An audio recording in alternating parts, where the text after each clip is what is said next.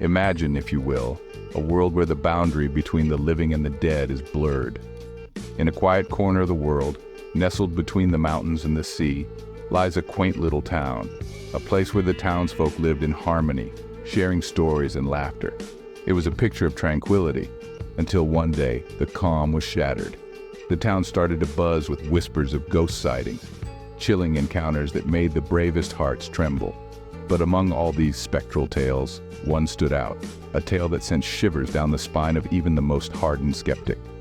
The story of the ghostly little girl. The first encounter was with old Mrs. Jenkins, who lived on the edge of town. She claimed to have seen the spectral child in her garden, under the old willow tree. The girl was dressed in a white frock, her hair shining silver under the moonlight. Mrs. Jenkins said the girl looked at her with eyes that held an age-old sadness. It was a sight that left her rattled to the core. Next was the town's blacksmith, a burly man who was known for his fearlessness. He reported seeing the ghostly girl on the road late at night. He described her as a wisp of a child, her presence filling the air with a bone-chilling cold. He claimed that the child stared at him with a haunting intensity, her gaze seeming to pierce his very soul. As the story spread, more and more townsfolk reported seeing the ghostly girl. Each recounting was more chilling than the last, building a suspense that gripped the town. The spectral child became a haunting presence, a shared nightmare that unsettled the once peaceful town. But as the townsfolk soon discovered, the ghostly girl was not just an apparition. She was not a figment of their collective imagination, nor a trick played by the shadows. She was a harbinger, a spectral messenger bearing a warning from the other side. The ghostly girl was not just an apparition. She was a harbinger of something far more sinister. Who was this spectral child, and why did she haunt this peaceful town? Let's delve into the chilling past of this ghostly girl, a tale wrapped in tragedy and shrouded in mystery. Once upon a time, this town was her playground, her home. A lively child with sparkling eyes and a heart full of dreams, she was the beloved daughter of the local blacksmith. Her laughter echoed through the streets, and her vivacity was infectious. But like a candle snuffed out too soon, her life was abruptly extinguished. One fateful night during the town's annual harvest festival, she vanished without a trace. The joyous celebration turned into a desperate search, but the girl was nowhere to be found. Her laughter was replaced by a haunting silence. The town mourned, and her devastated parents were left to confront an unimaginable loss. Days turned into weeks, then months, and finally years.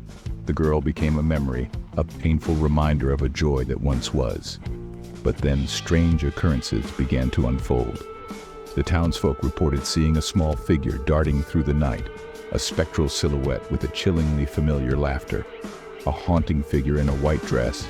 She was a ghost of the past, a painful echo that refused to fade. Her presence was felt in the most unexpected places. The blacksmith's anvil would ring in the dead of night, the sound echoing through the empty streets.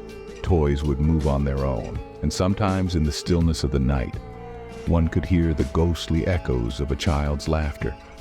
The once peaceful town was now under the shadow of a spectral child, a constant reminder of a tragedy that had left a deep scar on the heart of the community.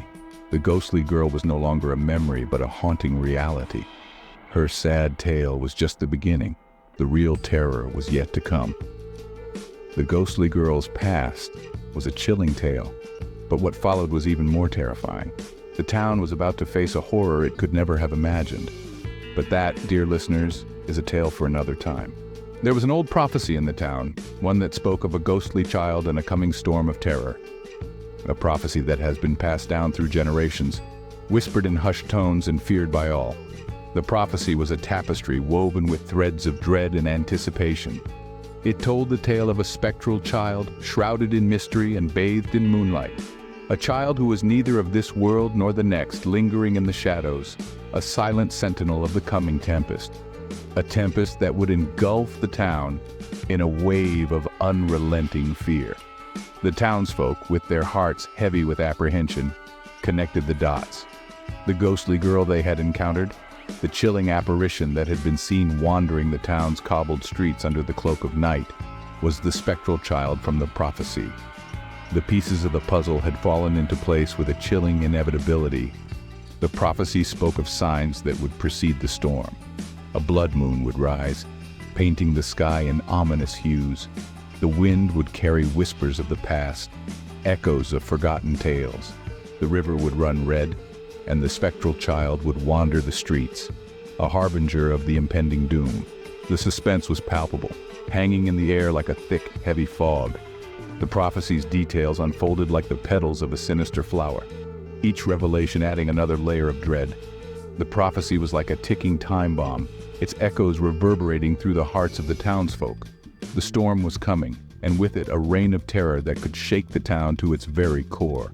The prophecy was not just a tale, not just a story spun by the elders to frighten the children. It was a window into the future, a glimpse of the terror that was about to unfold. It was a warning, a call to arms, a plea for the townsfolk to stand together in the face of the coming storm. The prophecy was about to come true, and the town was in grave danger. The storm was on the horizon, and the spectral child was ready to rise. The prophecy was no longer just a tale, it was a terrifying reality. The mystery surrounding the ghostly girl was beginning to unravel, and the truth was more horrifying than anyone could have imagined. The whispers of her past, the tremors of her presence were all pieces of a puzzle that no one had the courage to solve until now. Her existence was not a random spectral occurrence. It was a carefully woven tapestry of terror, each thread representing a truth too chilling to bear. She wasn't just haunting the living. She was a message from the other side, a warning sign of a prophecy that was slowly unfolding. As the fog of uncertainty started to lift, the reality became glaringly apparent. The ghostly girl wasn't an ordinary spirit. She was a harbinger, a spectral herald of events yet to come. She was sent from the beyond, not to haunt, but to warn, to prepare us for an impending doom. Her cries, her whispers, her eerie presence, all were desperate attempts to communicate an urgent message. The prophecy, once dismissed as mere folklore, was now taking a terrifying form. It spoke of a great calamity that would befall the world, a darkness that would consume all. The ghostly girl was the first sign, the initial ripple of a wave that would soon engulf humanity. She was not a spirit lost in time, but a key to understanding the prophecy, to prepare for the storm yet to come. Her haunting was not aimless. It carried a purpose, a mission. Every chill, every shadow, every shiver down the spine was a piece of the prophecy, a part of the impending doom. As the truth dawned, the horror intensified. The ghostly girl was not just a spirit. She was the key to something far more terrifying. The unraveling mystery was not just about understanding her, but about preparing for a fate that was yet to unfold. The ghostly girl was the beginning, the first piece of a terrifying puzzle that was far from complete. As the dark secret came to light, the town was thrown into chaos. The prophecy was beginning to unfold, and time was running out. The town, once a peaceful haven, was now a battleground, a war zone where fear was the enemy and courage a fleeting companion. The townsfolk, once oblivious to the ghostly girl's plight, were now face to face with a haunting reality. As the night grew darker and the wind howled louder, they realized the gravity of the prophecy. The clock ticked away, each second echoing the countdown to their impending doom. The ghostly girl, once a spectral figure of sorrow, now stood as a beacon of terror. Her pale eyes, like frozen moons, reflected the town's fear and desperation. Her voice, once a whisper in the night, now roared like a tempest, stirring the very foundations of the town.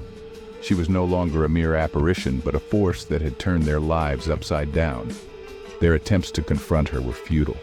They were battling not just the ghostly girl, but their own fear, their own guilt, and their own past. Each plea, each attempt to reason with her only seemed to fuel her wrath. The more they resisted, the fiercer she became, tightening her spectral grip on the town. The suspense was palpable, the tension suffocating. The town, once bustling with life, now stood still, waiting, watching, as the final moments of the prophecy unfolded. The fear of the unknown was now their greatest adversary. What was the doom they were to face? Would they be able to survive the wrath of the ghostly girl? As the clock struck midnight, the ghostly girl disappeared, leaving the terrified town to face their doom. But what was the doom they were to face? That, dear viewers, is a tale for another time.